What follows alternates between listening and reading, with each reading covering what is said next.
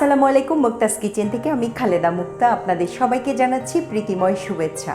আশা করি সবাই ভালো আছেন, সুস্থ আছেন, নিরাপদে আছেন। আজকে আমি আপনাদেরকে তৈরি করে দেখাবো চিংড়ি মাছ দিয়ে কচুর ডাঁটা ভুনার রেসিপি। এটা একেবারে একটা বাঙালিয়ানা রেসিপি। আশা করি পুরো ভিডিওটা জুড়েই আমার সাথে থাকবেন। চলুন তাহলে চিংড়ি মাছ দিয়ে কচুর ডাঁটা ভুনা রেসিপি করতে কি কি লাগছে উপকরণগুলো দেখে নিই এক নজরে। চিংড়ি মাছ দিয়ে কচুর ডাঁটা ভুনা রেসিপির জন্য এখানে আমি কচু নিয়েছি, বড় একটা কচুগুলোকে টুকরো করে নিয়েছি, ছিলে চামড়াটা ছিলে এভাবে ছিলে এই সাইজের টুকরো করে নিয়েছি। তারপরে এখানে আছে রসুনের কোয়া আছে, রসুন কুচি আছে, কাঁচামরিচ কুচি আছে, ধনেপাতা কুচি আছে, পেঁয়াজ কুচি আছে। তারপরে এদিকে আছে 3 ধরনের মশলা বাটা আছে। একটা হলো পেঁয়াজ বাটা 1 টেবিল চামচ, আদা বাটা 1 টেবিল চামচ, রসুন বাটা 1 টেবিল চামচ। এখানে স্পাইস আছে, হলুদের গুঁড়ো আছে 1 টেবিল চামচ, মরিচের গুঁড়ো 1 টেবিল চামচ, 3টা শুকনো মরিচ আর 1 চা চামচ আছে জিরা, আস্ত জিরা। আর এখানে আমি 300 গ্রামের মতো চিংড়ি মাছ নিয়েছি, মাঝারি সাইজের চিংড়ি মাছ। এখানে তেল আছে, এদিকে আছে চিনি, এদিকে আছে লবণ। আর আমি একটু আচার দিব, যেহেতু কচুতে একটু গলা ধরার বিষয় থাকে, এই জন্য একটু আচার দিলে সেই সম্ভাবনা থাকে না। তাহলে মোটামুটি এই লাগছে আজকের রেসিপিতে। চুলাটা ধরিয়ে দিলাম। এখন যেটা আমি করব, আমি কচুগুলো দিয়ে দিব। পরিমাণ মতো পানি দিতে হবে। একটুখানি লবণ দিয়ে নিচ্ছি, একটুখানি হলুদের গুঁড়ো দিয়ে নিচ্ছি, তাহলে কালারটা কালো হয় না। বন্ধুরা, এটা কিন্তু একটা টিপস।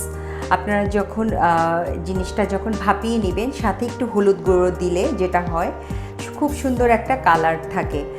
কালচে যে কচুর যে কালচে রং সেটা হয় না। সেজন্য ভাপিয়ে নেওয়ার সময় একটু হলুদ আর একটু লবণ দিয়ে ভাপিয়ে নিলে সবচেয়ে ভালো হয়।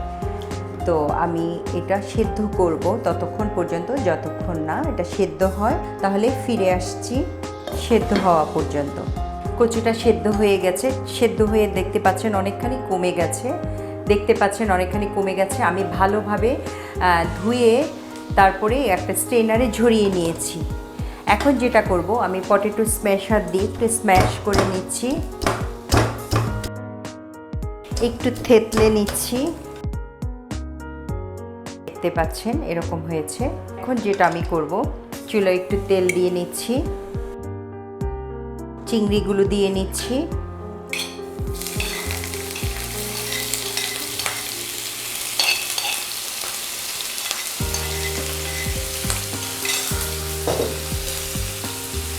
পরিমাণ মতো লবণ দিয়ে নিচ্ছি। চুলার আগুনটা একটু লো ফ্লেমে রাখবো। একটুখানি হলুদের গুঁড়ো দিয়ে নিচ্ছি, জাস্ট যতটুকু চিংড়ির জন্য লাগবে ততটুকুই দিয়ে নিলাম। একটুখানি মরিচের গুঁড়ো দিয়ে নিচ্ছি, এটা নামিয়ে রাখছি। এখন একই প্যানে আর একটু তেল দিয়ে নিব। 2 টেবিল চামচের মতো তেল দিয়ে নিলাম। একটু জিরার ফোড়ন দিচ্ছি, শুকনো মরিচ দিয়ে নিলাম। গন্ধটা যখন ছড়াবে একে একে পেঁয়াজ কুচি দিয়ে নিচ্ছি, রসুন কুচি দিয়ে নিচ্ছি, দিয়ে একটুখানি ব্রাউন কালার হওয়া পর্যন্ত ভেজে নিব। এই পর্যায়ে বাটা মশলাগুলো দিয়ে নিব। আদা, রসুন, পেঁয়াজ বাটা। কি যে অসাধারণ লাগে এই রান্নাটা, এই কচু দিয়ে চিংড়ি ভুনাটা। বাসায় ট্রাই করে খেলে বুঝতে পারবেন কথাটা কতটা অথেন্টিক। পরিমাণ মতো একটু লবণ দিয়ে নিচ্ছি। মশলার কাঁচা গন্ধটা যাওয়া পর্যন্ত ভেজে নিব। মশলার গন্ধ চলে গেছে। এই পর্যায়ে আমি হলুদের গুঁড়ো, মরিচের গুঁড়ো দিয়ে নিচ্ছি। ভালো করে নেড়ে চেড়ে নিব। হলুদ মরিচের গন্ধটা যাওয়া পর্যন্ত একটু ভুনে নিব। হয়ে গেছে। এই পর্যায়ে আমি কচুগুলো দিয়ে নিচ্ছি।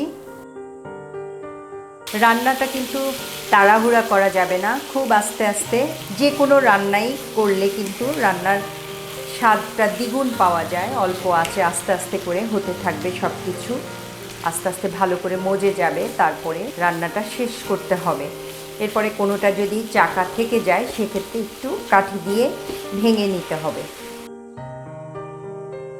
এই পর্যায়ে যে রসুনের কোয়াটা আছে, আমি রসুনের কোয়াটা একটু দিয়ে নেব, সাথে পেঁয়াজ, সাথে মরিচ কুচি, ধনেপাতা কুচিটাও দিয়ে নিলাম একবারে। কচুর যে কোনো কিছুতে কিংবা শুটকির যে কোনো কিছুতে আমি একটু আস্ত রসুনের কোয়া দিতে পছন্দ করি, তাহলে কিন্তু খেতে কিন্তু তখন অসাধারণ লাগে। যখন রসুনের কোয়াটা মুখের মধ্যে লাগবে তখন কিন্তু খেতে অসাধারণ লাগে।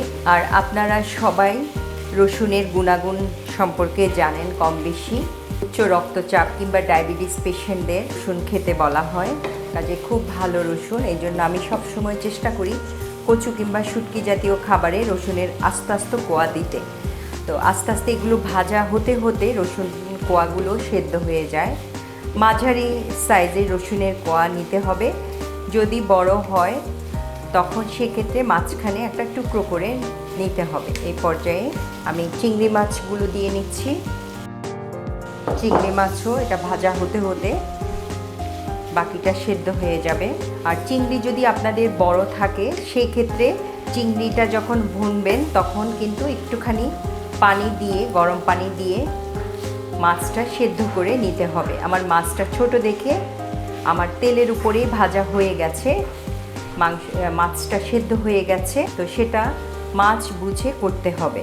এ ধরনের রেসিপি যদি হয় বাসায় কিন্তু ভাতের পরিমাণটা বাড়িয়ে দিতে হয় ভাত রান্নার সময় একবারে, কারণ হয় না, দুবার তো নিতেই হয় ভাত, তাই না বন্ধুরা? তো যাই হোক, এই পর্যায়ে যেটা করব আমি একটু লবণটা দেখে নিচ্ছি। আমার এখানে লবণ আরেকটু লাগবে, আমি আরেকটু লবণ দিয়ে নিচ্ছি। লবণের পরে যেটা করব আমি 1 চা চামচ একটু চিনি দিয়ে দিচ্ছি। চিনিটা দিলে হয় কি আপনার এই সব কিছু মশলা ব্যালেন্স হয়, এই জন্য আমি সব রান্নায় চেষ্টা করি একটু চিনি দিয়ে নিতে। এখন আমি ঢেকে রাখবো মিনিট 5 মতো। সাথেই কিন্তু থাকবেন, আরও চমক আছে। ফিরে এলাম 5 মিনিট পরে, ঢাকনাটা তুলে দেখছি কি অবস্থা। ফাঁকে একবার আমি নেড়ে দিয়েছি আর লবণটাও দেখে নিয়েছি, লবণটা একেবারে পারফেক্ট আছে। আপনারা আপনাদের স্বাদ মতো লবণ দিয়ে নেবেন। এখন আমি যেটা করব আমি একটু আচার দিব। কচুতে অনেকের গলা ধরে, এই আচারটা দিলে আর সেটার সম্ভাবনা থাকে না, তাই আমি 1 টেবিল চামচ, 2 চা চামচ অর্থাৎ 1 টেবিল চামচের মতো একটু আচার দিয়ে নিলাম।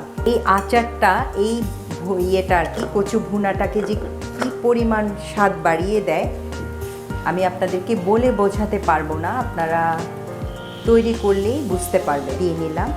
আর আমি এখন যেটা করব আমি আরও 5 মিনিট একটু দমে রাখবো। ফিরে আসছি 5 মিনিট পর। ফিরে এলাম। আমি আরও 5 মিনিট রেখেছি চুলোর মধ্যে, কারণ হলো একটু মনে হচ্ছিল যে নিচে পানি রয়ে গেছে, কারণ এটা একেবারে ভাজা ভাজা হলে আমার কাছে ভালো লাগে, তাই পুরোপুরি একেবারে ভাজা ভাজা যখন তেলের উপর উঠে যাবে তখনই নামিয়ে নিতে হবে। তাহলে আচার দেওয়ার পরে আমি আরও 5 মিনিট রেখেছি চুলোয়, মোট 10 মিনিট। পানিটা একেবারেই টেনে গেছে, দেখতে পাচ্ছেন ফাইনাল লুক এটা।